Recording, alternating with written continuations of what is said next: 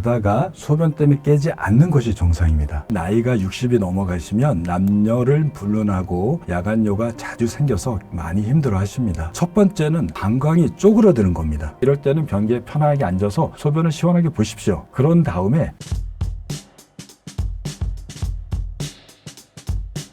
반갑습니다. 저는 강동 경희대병원에서 신경과 진료를 맡고 있습니다. 제 전공은 수면장애라서요. 주로 수면이 왜 중요한지, 또 우리 수면이 우리 건강에 어떤 문제를 일으키는지에 대해서 전달하고 알리도록 노력하고 있습니다. 또 개인적으로 저도 유튜브를 운영하고 있어서 꿀잠튜브라고 하는 수면 전문 유튜브 채널을 운영하고 있습니다. 밤에 몇 번이나 깨면 문제가 있는 걸까요? 정상 범위와 질병 기준이 궁금합니다. 다들 주무시다가 소변 때문에 깨신 경험이 다 있으시죠? 남녀노소를 막론하고 누구나 한두 번은 그런 경험이 있을 겁니다. 하지만 이게 매일 반복된다면 얼마나 힘들까요? 그것이 한 번이 아니라 매일 밤마다 소변 때문에 3번, 많으면 7번까지 소변 때문에 깬다고 하면 잠을 제대로 잘 수 없을 것입니다. 의학적인 정의는 자다가 소변 때문에 깨지 않는 것이 정상입니다. 대부분의 아이들이나 잠을 잘 자는 사람들은 자다가 소변 때문에 깨는 일은 거의 없습니다.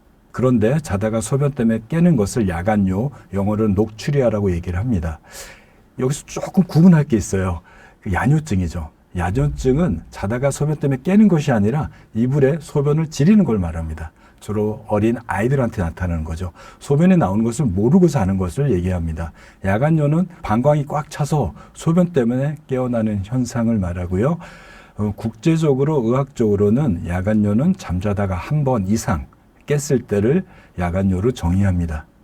그런데 한 번은 대부분 사람들, 특히 노인들한테 소변 때문에 깨는 일이 나타나게 되는데요.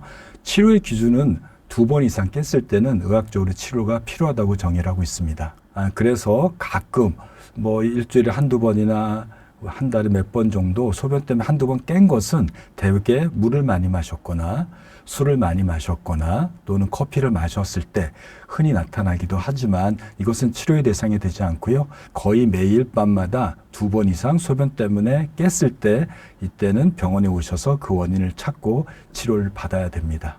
그러면 한 번도 안 깨는 이유는 뭘까요? 우리가 잠자는 동안에는 뇌도 좀 쉬고요. 몸도 좀 쉽니다. 그러니까 우리 몸의 60%를 구성하고 있는 체액도 그렇게 대사가 잘 되지 않아요. 그래서 연구를 해봤더니 잠자는 동안에 소변이 만드는 양은 시간당 한 30에서 50cc 정도라고 합니다. 이거를 8시간으로 곱해볼까요? 그러면 240에서 한 400cc 정도가 나와요. 우리의 방광은 한 300cc가 꽉 채워지면 소변을 보고 싶은 생각이 드는 겁니다. 여러분들이 생활하다가 소변 보고 싶어 하면 방광에 300cc가 찬 거죠. 그거보다 계속 더 많이 만들어지면 빨리 화장실 가고 싶은 생각이 들어요. 근데 500cc가 넘어가게 되면 도저히 참을 수 없는 상황입니다. 다리를 비비 꼬는 상황이 생기게 되죠. 그런데 잠자는 7, 8시간 동안에는 한 240에서 한 400cc 만들어지게 되니까 아침에 깨어나서 소변이 꽉 찬 상태로 화장실을 가는 게 정상인 겁니다. 그런데 어떤 사람들은 그거보다 더 많이 생성될 수가 있겠고요. 또 어떤 경우는 방광이 너무 쪼그러들거나 너무 민감하니까 한 150, 200만 차도 소변이 찼다고 느껴서 깨어나는 경우가 생길 겁니다. 바로 이렇게 생기는 원인들이 야간뇨의 원인이 되는 것입니다. 나이가 들면 왜 방광 용량이 줄어들고 민감해지는 건가요? 단순 노화인가요? 질병 신호인가요? 젊은 사람들보다 특히 나이가 60이 넘어가시면 남녀를 불문하고 야간뇨가 자주 생겨서 많이 힘들어 하십니다. 그 첫 번째는 방광이 쪼그러드는 겁니다. 나이가 들면 신체에 퇴행이 나타나는데요. 방광도 이 근육으로 둘러싸여져 있잖아요. 이 방광의 근육이 두꺼워지고 탄력성이 떨어지게 됩니다. 그러니까 양이 좀 쭈그러드는 거죠. 그러니까 이 방광의 용적이 작아지게 되니까 조금만 소변이 차도 그것 때문에 깨게 됩니다. 쭈그러드는 것만 문제가 아니라 방광도 굉장히 민감해집니다. 과민성 방광 증상이라고 들어보셨죠? 소변이 조금만 찼는데 화장실 왔다 갔다 하는 분들, 이런 경우인데 여성들에게서 되게 요실금 때문에 많이 생기고 그 남성들의 경우에는 전립선 문제 때문에 많이 생기게 됩니다. 작아지고 민감해지니까 자다가 소변이 조금만 차도 화장실 가는 문제가 생기게 됩니다. 이 외에도 호르몬의 문제 때문에 야간유가 생기는 경우도 있습니다. 사람의 신체의 60%는 물로 구성이 되어 있는데요. 이 물은 우리의 생존을 위해서 굉장히 중요해요. 이 물은 대개 삼투압이라고 하는 세포 바깥에 물의 농도에 따라서 물이 더 흡수가 되기도 하고 배출을 시키게 됩니다. 삼투압이 너무 낮으면 물이 많다는 얘기니까 소변을 많이 배출하고요. 삼투압이 높으면 물이 더 필요해서 이걸 희석시켜야 되잖아요. 그러니까 물을 바깥으로 배출을 안 시키고 갈증이 생겨서 물을 먹게 합니다.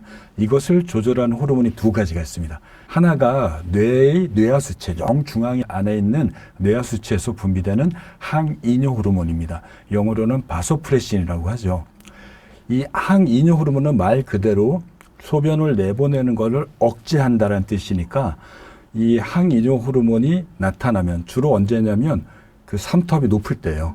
이렇게 되면 소변으로 나가는 물을 재흡수시켜서 소변이 적게 나옵니다. 여러분들이 탈수가 됐을 때 소변이 안 나오잖아요. 바로 항이뇨 호르몬이 작동된 것입니다. 두 번째는 반대 호르몬도 있겠죠. 이뇨 호르몬이 있습니다. 그것은 뇌가 아니라 심장에서 나와요. 심장에는 심방에서 분비된다고 해서 심방 나트륨 이뇨인자 ANF라고 얘기를 합니다. 얘네들은 반대로요. 우리 몸에 수분이 너무 많으면 소변으로 내보내는 일을 시켜요. 그래서 우리가 물을 많이 마셔도 이 ANF가 작동돼서 소변이 많이 나오지만 불안하고 긴장됐을 때 어떠시나요? 화장실 많이 가시죠? 심장이 빨리 뛰는 겁니다.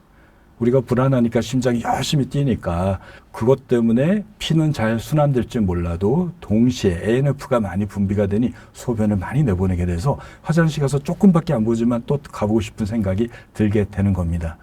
그런데 잠들게 되면 이 항이뇨 호르몬인 바소프레신은 생성이 조금 많아지게 됩니다.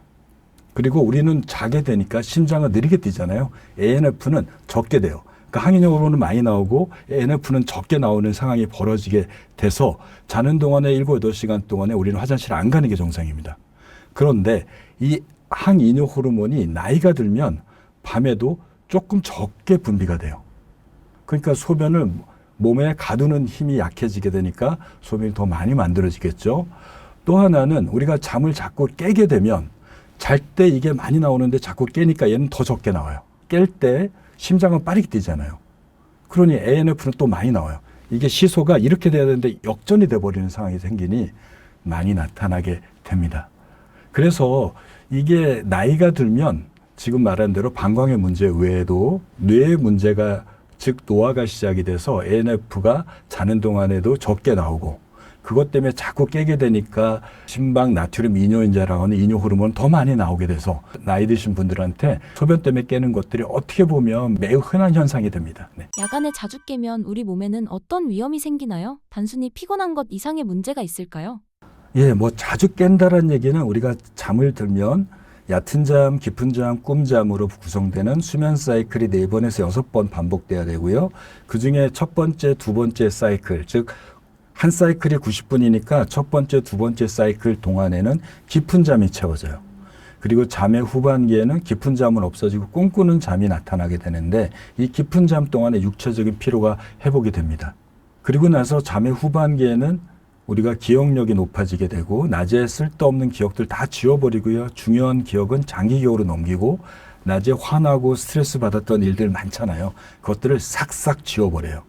그래서 잠을 푹 자고 나면 마음이 좀 편안해져요. 화난 것도 좀 누그러지고요.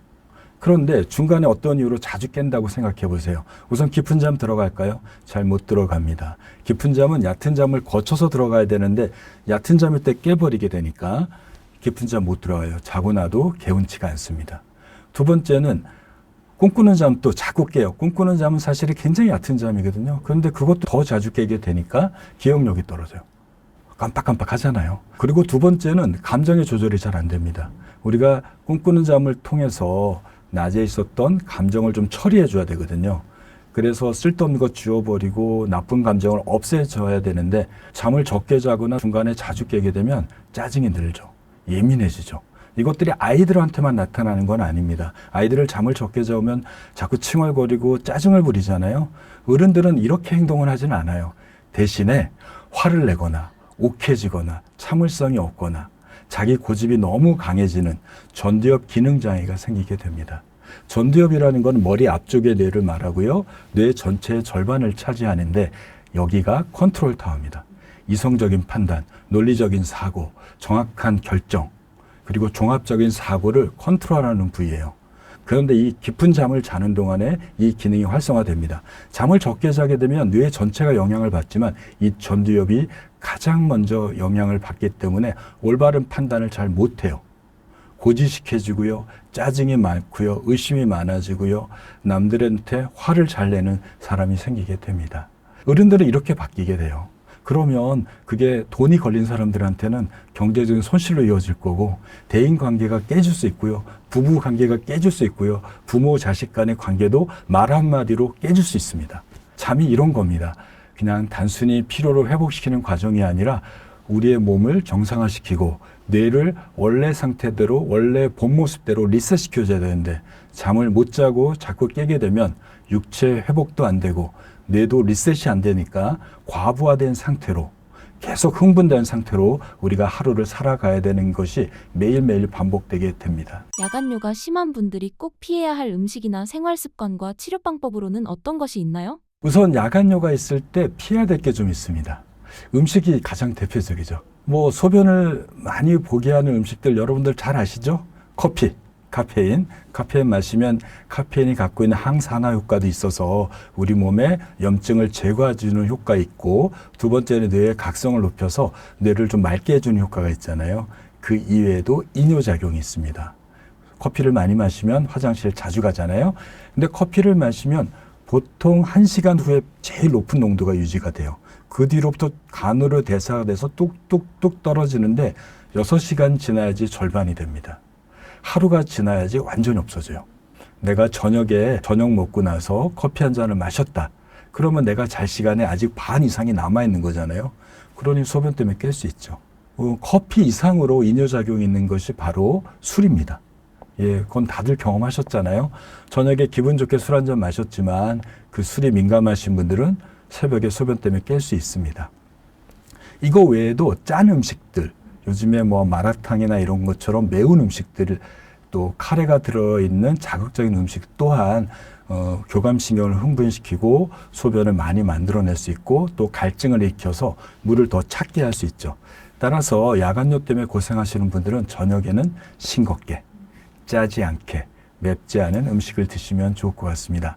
여러분들 흔히 드시는 야채나 과일에도 소변을 많이 만드는 이뇨작용이 있습니다. 칼륨 효과 때문에 그런데요. 가장 대표적인 게 샐러리 같은 것들, 그 다음에 일반적인 뭐 배추, 채소도 수분이 좀 많이 들어있어서 소변을 많이 볼 수 있습니다. 그 외에도 오이나 아스파라거스, 호박 이런 채소들도 이뇨작용이 조금 있으니까 너무 저녁 시간에 많이 안 드셨으면 좋겠습니다. 드시지 말라는 게 아니고요. 조금만 드시라는 겁니다. 그 외에 과일 중에서도 배, 수박, 그 다음에 토마토 이런 음식들도 이뇨작용이 있으니까요. 저녁에는 한두 개의 조각 정도만 드시고 많이 드시지 않도록 하시는 게 좋을 것 같습니다. 이것들은 피하는 거고요. 이제 여러분들이 지켜야 될 수칙들이 몇 가지가 있습니다. 첫 번째로 권할 수 있는 거는 쾌겔 운동이에요. 쾌겔 운동은 여성들이 되게 많이 하시는 운동인데 이렇게 의자에 앉아서 항문을 이렇게 오므리는 거잖아요. 힘을 꽉 줬어요. 힘을 꽉 줬다가 푸는 거. 뭐 여러분들 어디서도 할 수 있는 운동입니다. 이 쾌겔 운동을 하면 항문에 있는 괄약근을 긴장도를 높여주는 효과가 있지만 동시에 배뇨, 소변을 보는 것과 관련되는 근육도 힘도 키워준 효과가 나타난다고 합니다. 따라서 낮에 어디 앉아 있을 때 또 저녁에 집에 있을 때 항문을 오므렸다가 푸는 쾌겔 운동을 열심히 해보시는 것도 도움이 될 것 같습니다. 또 두 번째는 자기 1시간 전에 약간 누워서 다리를 좀 높여주는 게 좋아요. 특히 어머니들이나 나이 드신 분들은 낮에 활동하다가 저녁에 오면 다리가 좀 붓는 분들, 즉 이걸 저희는 부종이라고 얘기를 하잖아요. 손을 꾹 누르면 자국이 날 정도로 부종이 심하신 분들이 있습니다. 이런 분들에게서 부종은 뭘까요? 물이 찬 겁니다. 물이 찼는데 나는 잘 때 누워 있다고 생각해 보세요. 다리 쪽에 많이 몰려있는 물들이 심장 쪽으로 올라올 겁니다. 그러면 이 물이 갑자기 심장으로 몰리게 되니까 심장은 더 빠르게 뛰고 이 올라온 물을 빨리 배출하기 위해서 이뇨 호르몬이 작동돼서 소변을 더 볼 수 있습니다. 따라서 저녁 먹고 한두 시간 전에 TV 보면서 3, 40분 정도 다리를 살짝 높여놓고 누워있으면 이 물이 위쪽으로 올라왔잖아요. 그런 상태에서 화장실 다녀오시면 좋을 것 같습니다. 그래서 다리의 부종을 빼고 잠들라라는 겁니다. 세 번째는 잠들기 2-3시간 전 또는 1시간 전에 화장실을 다녀와서 주무시는 거예요. 아이들이 소변을 못 가릴 때 엄마들이 자기 전에 화장실 가서 소변 보는 훈련을 시키는 것처럼 습관적으로 30분이나 1시간 전에 화장실 가서 소변을 보십시오. 그런데 소변이 많이 안 나올 수도 있습니다. 이럴 때는 변기에 편하게 앉아서 소변을 시원하게 보십시오. 그런 다음에 이 손을 배 아래쪽에다 꽉 눌러주세요. 그리고 몸을 더 앞으로 이렇게 숙여주세요. 어떻게 보면 방광을 쥐어짜는 겁니다. 조금이라도 나와 있는 소변을 완전히 배출시키는 과정이에요. 그래도 안 되면 배를 살살 마사지 한 다음에 꽉 눌러주시면 방광이 이완돼서 소변을 더 잘 볼 수 있습니다. 이렇게 한번 해보시면 좋을 것 같습니다. 네. 왜 나이를 먹으면 갑자기 잠이 확 줄어든 느낌이 들고 60세 이후에 불면이 급증하는 이유가 무엇인가요? 예, 젊었을 때 그렇게 잘 자던 사람들도 나이가 60이 넘어가면 정말 이상하게 잠을 못 자게 됩니다. 처음에는 뭐 3일에 한 번, 일주일에 한 번 못 자다가 나중에는 이틀에 한 번 못 자다가 그걸 지나게 되면 매일 못 자는 게 나타납니다. 한 연구 결과를 보면 60세 이상의 시니어층, 노년층에서 잠을 못 자는 사람의 비율은 거의 60%가 넘는다고 할 정도로 나이 드시면 잠을 못 잔다라는 게 어떻게 보면 기본적인 현상으로 생각이 듭니다. 왜 이렇게 나이 들면 못 잘까요? 젊었을 때는 머리만 대면 잠들고 아침에 일어나서 억지로 깨어나서 출근하러 나갔던 분들이 나이가 들면 잠들기도 어렵고 중간에 너무 자주 깨게 됩니다. 저도 이제 한 50대 중반이 넘었거든요. 제 개인적인 경험으로도 제가 뭐 바쁘게 일할 때는 저녁 시간이 돼도 별로 안 졸려요.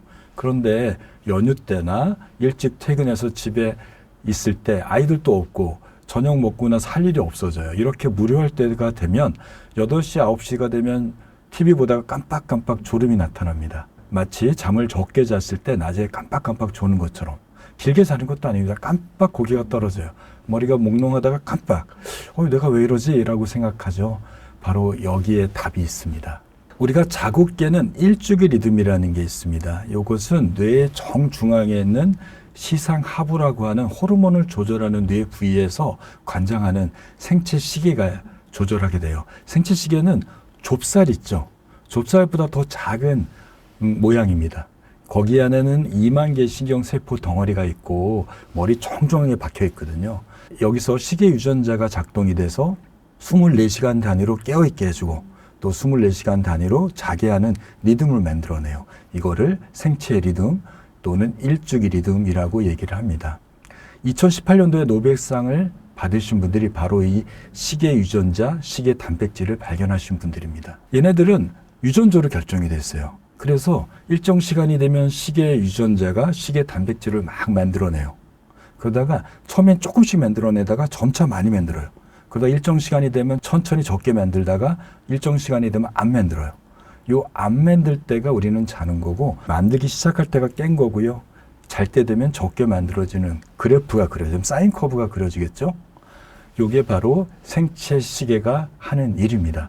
이 생체 리듬은 우리가 뭐 자고 깨는 역할도 하지만 그것보다는 우리의 컨디션을 업, 또 우리 몸에 있는 장기 세포들을 흥분시키는 역할을 하게 되고 단백질을 안 만드는 자는 시간 동안에는 이 기능이 뚝 떨어지는 어떻게 보면 우리의 컨디션을 조절하는 리듬이라고 할 수 있습니다.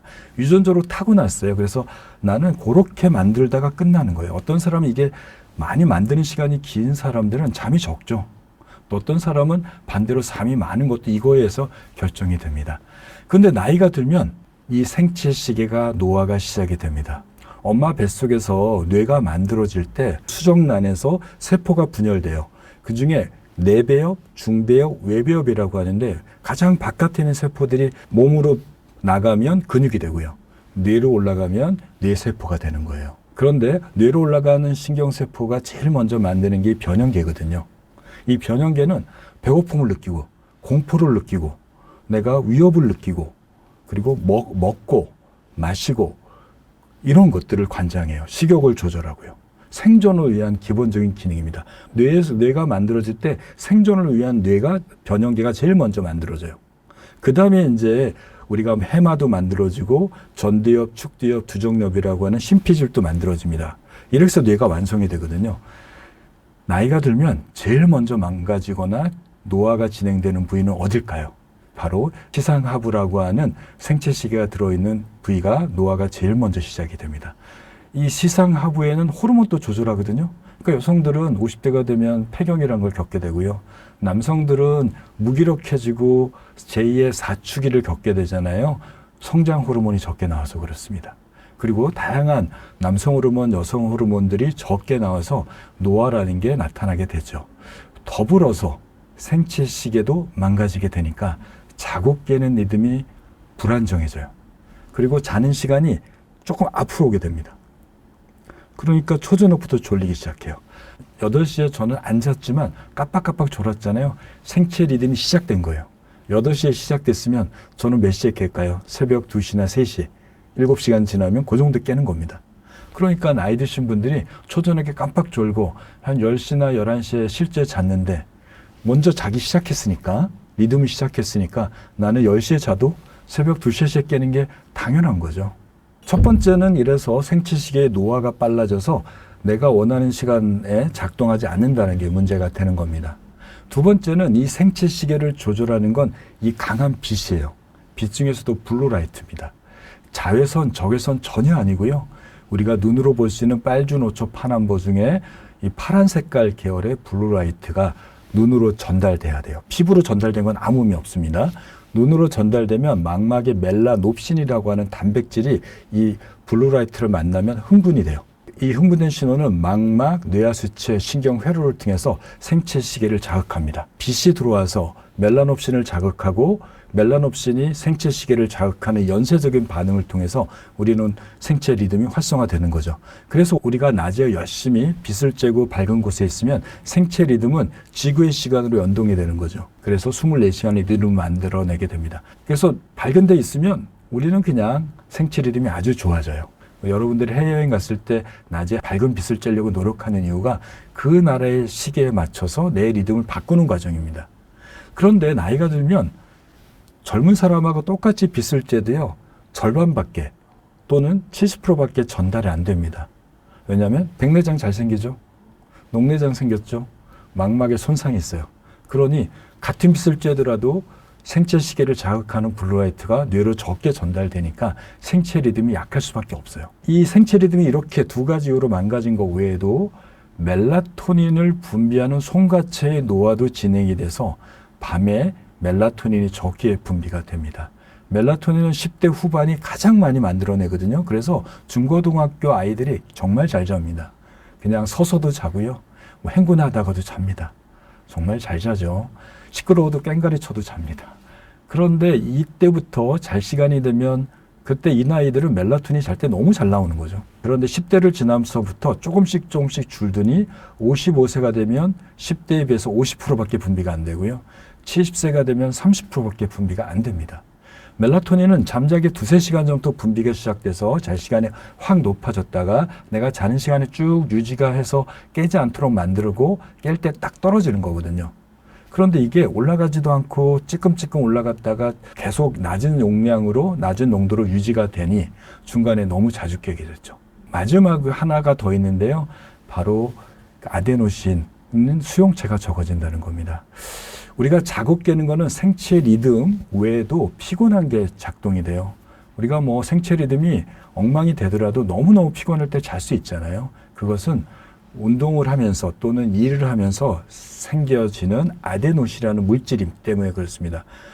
근육에도 아데노신이 만들어집니다. 에너지를 쓰게 되면, 즉 ATP가 쓰게 되면 ADP가 되고 최종적으로 아데노신이라고 하는 물질이 남는데 근육에 쌓이는 아데노신은 근육의 지구력을 높여줘요. 이럴 때 아데노신이 많이 쌓일수록 근육은 피를 적게 소모하고요. 에너지 보존을 시켜요. 그래서 지구력을 높여줍니다. 운동 열심히 하게 되면 우리가 처음엔 힘들지만 나중에 되게 되면 지구력이 생기는 게 아데노신 또 일부 역할을 하게 됩니다. 그래서 심장마비가 왔을 때 병원에서는 응급으로 아데노신 주사를 투여합니다. 심장의 근육을 강화시키기 위해서. 그런데 이렇게 근육에 쌓이는 거가 중요한 건 아니고요. 수면 중추, 아까 생체식의 바로 앞쪽에 옆에 있는 수면 중추가 있는데 일을 하게 되고 낮에 깨어 있으면서 아데노신이 거기에 쌓이게 되면 얘가 졸음을 만듭니다.